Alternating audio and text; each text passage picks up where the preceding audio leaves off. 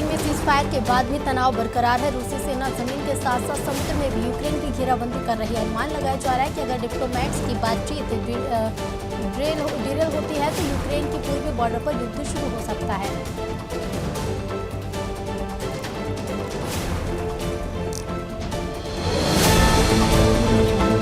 Media reports के मुताबिक Ukraine के कई शहरों में प्रादेशिक रक्षा बलों ने सैन्य अभ्यास में लोगों की भागीदारी बढ़ाने के लिए होर्डिंग्स लगाए हैं। इन होर्डिंग्स पर लिखा है कि जानिए कि आज अपने घर की रक्षा कैसे करें। प्रादेशिक रक्षा बलों की स्थापना देश 2014 में रूस के क्रीमिया पर कब्जे के बाद की गई थी।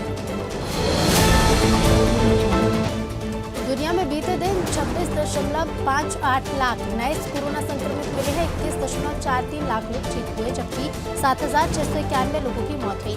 नए संक्रमितों के मामले में फ्रांस पहले नंबर पर आ गया है।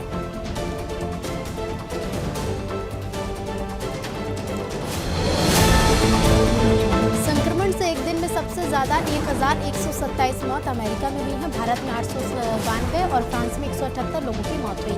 एक्टिव केस में भी अमेरिका टॉप पर है। पूरी दुनिया में 7 करोड़ 31 लाख एक्टिव केस हैं, जिसमें से अकेले 2 करोड़ 86 लाख अमेरिका में ही हैं।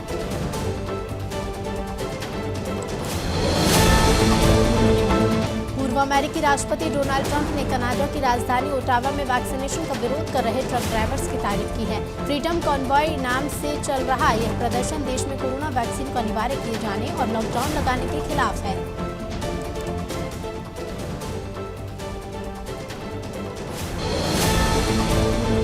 न्यूजीलैंड की प्रधानमंत्री जैसिंडा अर्डर्न की कोरोना टेस्ट रिपोर्ट नेगेटिव आई है। हालांकि वो मंगलवार तक होम आइसोलेशन में रहेंगी। हाल ही में कोरोना पॉजिटिव के संपर्क में आने के बाद उन्होंने कोरोना टेस्ट कराया था। मंगलवार को होने वाली कैबिनेट मीटिंग में वो वर्चुअली शामिल होंगी।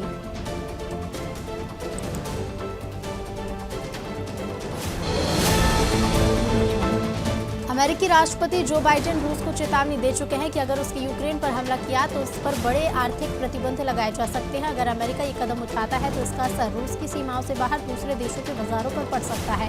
कोरोना की वजह से पहले ही आर्थिक परेशानियों से जूझ रही दुनिया के लिए बड़ा झटका हो सकता है। अमेरिका इस बात को जानता है कि रूसी सरकार के खिलाफ की गई कार्रवाई को रूस के आम लोगों के खिलाफ की गई कार्रवाई के रूप में देखा जा सकता है। इससे अमेरिका के खिलाफ गुस्सा और भड़क सकता है। साथ ही अमेरिका विरोधी धारणा को मजबूती भी मिल सकती है। इसके साथ ही पुतिन को उस बयान को भी समर्थन मिल सकता है जिसमें उन्होंने कहा था कि पश्चिम देश उनके देश को परेशान कर रहे हैं। आखिरकार डोनाल्ड ट्रंप ने साफ कर दिया है कि वो 2024 में होने वाले यूएस प्रेसिडेंट इलेक्शन में उतरने का मन बना रहे हैं। इसके लिए उन्होंने तैयारियां भी शुरू कर दी है। श्वेत अमेरिकियों में ट्रंप और रिपब्लिकन पार्टी की गहरी पैठ मानी जाती है। ट्रंप ने रविवार को कहा कि अगर मैं दोबारा राष्ट्रपति चुना जाता हूं तो 6 जनवरी 2021 को संसद पर हमला करने वाले आरोपों को माफी देने को विचार करूंगा। कर्ज पर पल रहे पाकिस्तान की मुश्किलें खत्म होने का नाम नहीं ले रही। सऊदी अरब से बेहद सख्त शर्तों पर 3 अरब का कैश रिजर्व हासिल करने के बाद अब इमरान खान 3 फरवरी को चीन दौरे पर जा रहे हैं। कहने को उनकी विजिट बीजिंग में 4 फरवरी से शुरू होने जा रहे विंटर ओलंपिक्स के इनॉग्रेशन सेरेमनी के लिए है। पाकिस्तान ने अफगानिस्तान के तालिबान हुकूमत से रिश्तों में आ रहे तनाव को दूर करने की एक और पहल की है। पिछले हफ्ते काबुल में विरोध की वजह से एंड वक्त पर दौरा रद्द करने वाले पाकिस्तान के राष्ट्रीय सुरक्षा सलाहकार मोहित यूसुफ इस बार बिना मीडिया को बताए चुपचाप तरीके से काबुल पहुंचे और वहां तालिबान के अधिकारियों से मुलाकात की है। पाकिस्तान ने अब तक अफगानिस्तान की तालिबान हुकूमत को दूसरे देशों की तरह मान्यता नहीं दी है। मोहित के दौरे पर भी इस बारे में कोई फैसला नहीं हो सका। पाकिस्तान लगातार दुनिया से अपील कर रहा है कि वो तालिबान हुकूमत को मान्यता दे और अफगानिस्तान के लोगों की मदद करे। हालांकि अब इस बारे में किसी भी देश ने कोई फैसला नहीं लिया है। देश में रविवार को 2,009 लाख मामले सामने आए। इस दौरान 2,61,000 लोग ठीक हुए, जबकि 956 लोगों की मौत हुई। पिछले दिन के मुकाबले एक्टिव केस की संख्या करीब 52,833 की कमी हुई है। देश में फिलहाल कुल एक्टिव केस यानी इलाज करा रहे मरीजों की संख्या 18,25,000 है। देश में कोरोना केस में लगातार गिरावट देखी जा रही है। शनिवार को 2,34,000, शुक्रवार को 2,35,000 नए केस मिले थे। तीसरी लहर के दौरान 20 जनवरी को सबसे ज्यादा 3,47,000 नए केस मिले थे। खास बात है कि दिल्ली, मुंबई समेत देश के सभी प्रमुख शहरों में नए संक्रमितों की संख्या घट रही है।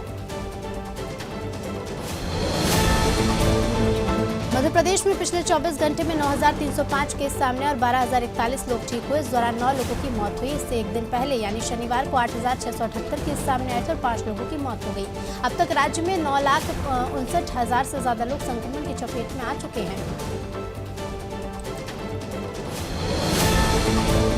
कानपुर में रविवार देर रात दिल दहला देने वाला हादसा हुआ है। टाटमिल चौराहे पर एक इलेक्ट्रिक बस ने 17 वाहनों को रौंद दिया। हादसे में 6 लोगों की मौत हो गई, जबकि 9 लोगों की हालत नाजुक है।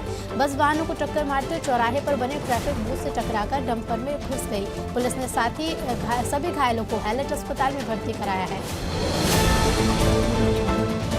बस की टक्कर से दोनों कारें बुरी तरह से क्षतिग्रस्त हो गई। कार में सवार लोग गंभीर रूप से घायल हो गए। कुछ राहगीर बस के टायर के नीचे भी आ गए। हादसे में लाटूश रोड पर रहने वाले 26 साल के शुभम सोनकर, 25 साल की ट्विंकल आदि शामिल हैं।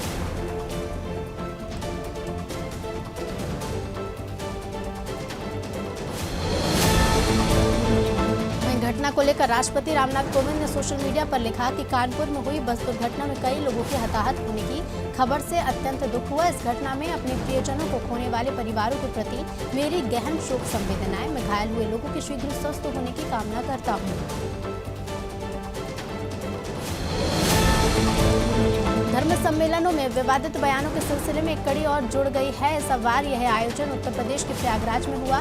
यहाँ के ब्रह्मश्री आश्रम में किए गए संत समागम में पहुंचे साधु संतों ने भारत को हिंदू राष्ट्र घोषित करने की मांग पर प्रस्ताव पारित किया। इस दौरान संतों के दिए कुछ बयानों पर विवाद हो रहा है। देश भर में नौजवान बेरोजगारी से लड़ रहे हैं। ये हाल अच्छी खासी पढ़ाई करने के बाद है। कुछ बड़े राज्यों में बेरोजगारी इतनी बढ़ गई है कि ग्रेजुएट कर चुके हर दूसरे या तीसरे युवा के पास नौकरी नहीं है। गैर सरकारी संस्था centre for monitoring Indian economy ने इस पर कुछ ताज़ा आंकड़े जारी किए। इसके मुताबिक राजस्थान में बेरोजगारी ज्यादा है। आबादी के लिहाज से ये राज्य देश में 7वें नंबर पर है। रविवार को योगी आदित्यनाथ ने हापुड़ के पिलखुआ में एक सभा को संबोधित कर कहा कि ये गर्मी जो अभी कैराना और मुजफ्फरनगर में कुछ जगह दिखाई दे रही है ना, ये सब शांत हो जाएगी। मैं मई और जून की गर्मी में भी शिमला बना देता हूँ। इससे पहले शनिवार रात को योगी ने ट्वीट किया था कि कैराना से तमंचावादी पार्टी का प्रत्याशी धमकी दे रहा है, यानी गर्मी अभी शांत नहीं है।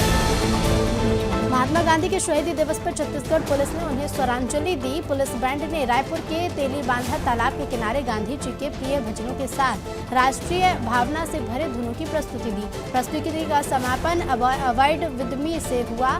साथ ही इसे बजाने से पहले पुलिस बैंड के सभी सदस्य कुर्सी से खड़े हो गए थे।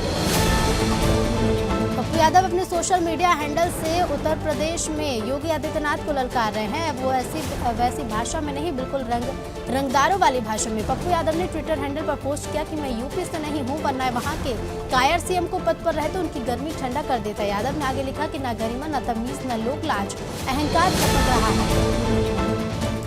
पंजाब में कांग्रेस के सीएम फेस को लेकर कांग्रेस में हलचल तेज हो गई है। कांग्रेस के अंतरिम अध्यक्ष सोनिया गांधी ने भी इसकी कमान संभाल ली है। उन्होंने पार्टी के वरिष्ठ नेताओं से बातचीत की है, जिसमें नवजोत सिंह सिद्धू को सीएम चुनने की अगुवाई में चुनाव लड़ने को राजी करने के बारे में चर्चा हुई। सीएम फेस के लिए कांग्रेस के अंदरूनी शक्ति ऐप पर वर्करों से फीडबैक मांगा गया है। लखनऊ के आशियाना थाना क्षेत्र में एक युवक ने लोडर चालक को नकली पिस्टल दिखाकर रंगदारी मांगी। पुलिस ने चालक की शिकायत पर कार सवार युवक के खिलाफ एफआईआर दर्ज कर पकड़ लिया। उसके पास से 2 नकली पिस्टल बरामद हुई। पुलिस मामले की जांच में जुटी हुई है।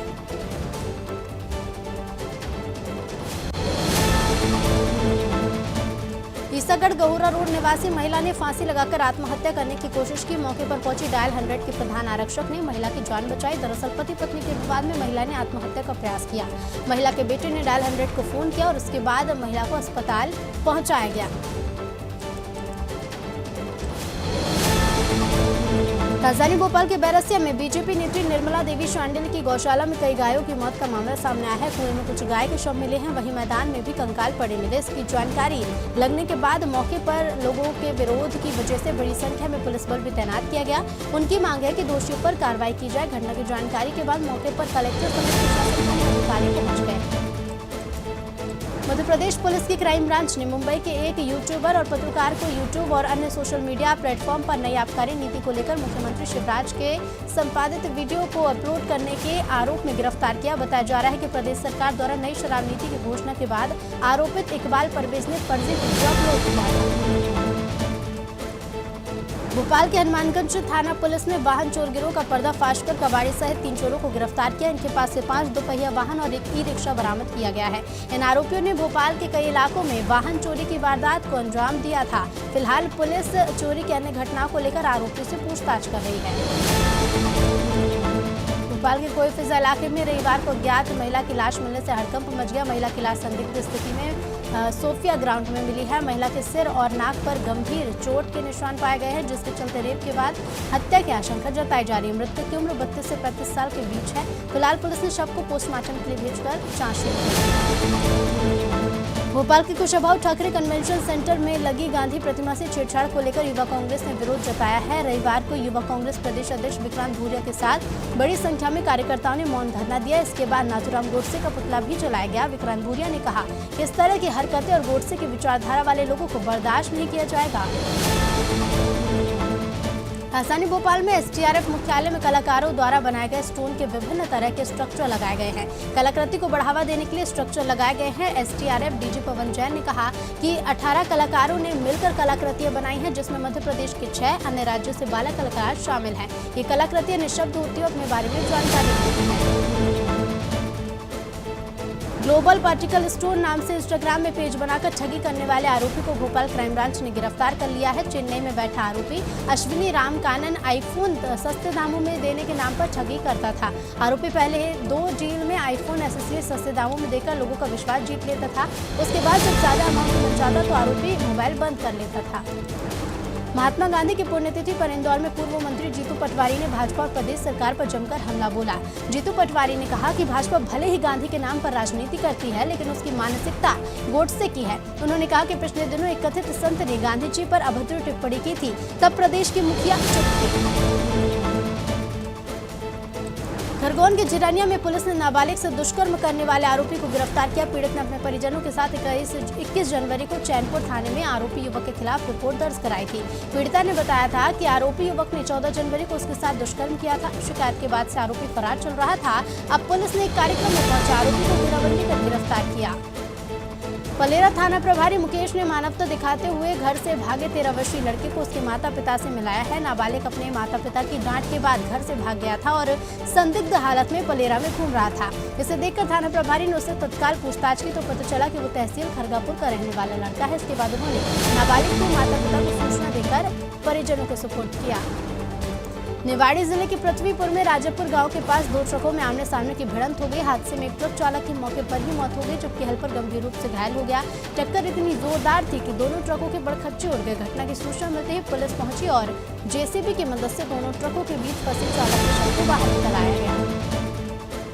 इन दिनों सोशल मीडिया पर एक वीडियो वायरल हो रहा है, जिसमें भाजपा विधायक गाली गलौज करते नजर आ रहे हैं। ये वीडियो शिवपुरी जिले के रांची गांव का है, जहां भाजपा विधायक वीरेंद्र रघुवंशी निरीक्षण पर पहुंचे, लेकिन पटवारी और सचिव की मौजूदगी न होने के कारण वो भड़क गए और ग्रामीणों के सामने दोनों को खरी खोटी सुनाने के साथ अभद्र शब्दों का उपयोग भी किया।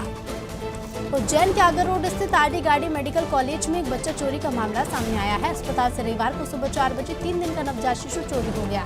इस संबंध में थाना प्रभारी जितेंद्र भास्कर का कहना है कि बच्चे की मां देवास की रहने वाली है और अभी उज्जैन की महिला सुधार गृह में रहती है। महिला ने अपने माता पिता पर बच्चा चोरी का आरोप लगाया है। फिलहाल पुलिस बच्चे का पता लगाने का प्रयास कर रही है। सुकमा के चिंतलनार थाना क्षेत्र में सड़क सुरक्षा पर निकले जवानों और नक्सलियों के बीच मुठभेड़ हो गई। तिम्मापुरम इलाके में मुठभेड़ में कई नक्सलियों के मारे जाने की खबर है। मौके से हथियार के साथ एक नक्सली का शव भी बरामद हुआ। बताया जा रहा है कि कोबरा 201 बटालियन और डीआरजी की संयुक्त टीम के नक्सलियों के साथ मुठभेड़। जांजगीर चांपा की चंद्रपुर थाना पुलिस ने लोन दिलाने के नाम पर ग्रामीणों ने ठगी करने वाले गिरोह का पर्दाफाश किया है। पुलिस ने रायगढ़ जिले से महिला ठग को गिरफ्तार किया। एसटीओपी चंद्रशेखर वर्मा ने बताया कि ग्राम विनोदा के रहने वाले चंद सिंह श्रीवास और ग्रामीणों ने चंद्रपुर थाने में शिकायत दर्ज कराई थी।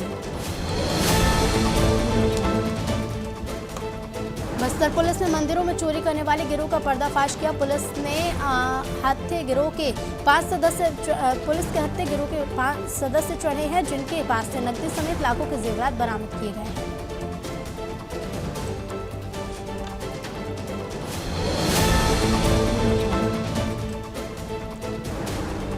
झांसी मजलिस इत्तेहादुल मुस्लिमीन के झांसी सदर विधानसभा सीट से प्रत्याशी हाजी सैयद सादिक अली ने अपना नामांकन पत्र दाखिल किया। नामांकन पत्र दाखिल करने के बाद सैयद सादिक अली ने मीडिया से मुखातिब होकर कहा कि हम विकास के मुद्दों पर चुनाव लड़ने जा रहे हैं और हम कमजोर वर्ग के लोगों की आवाज पार्टी के सदर असदुद्दीन ओवैसी।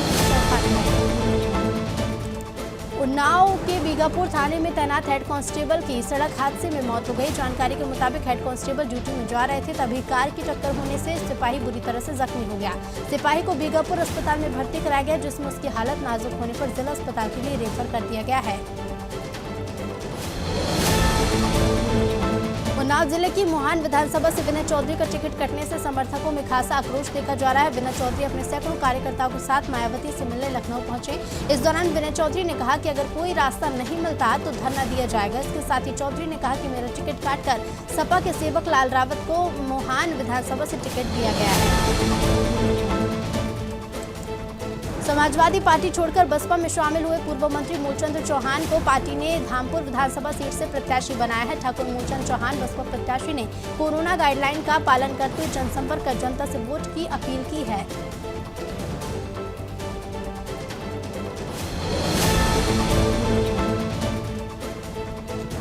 गोंडा जिले की 7 विधानसभा सीटों पर बीजेपी ने अपने प्रत्याशियों को उतार दिया है, तो टिकट न मिलने से बीजेपी के अंदर अंतरकलह भी देखने को मिल रहा है। टिकट की दावेदारी कर रहे उन नेताओं ने भी अब नाराजगी का दौर शुरू हो गया है, जिनको पार्टी ने टिकट नहीं दिया।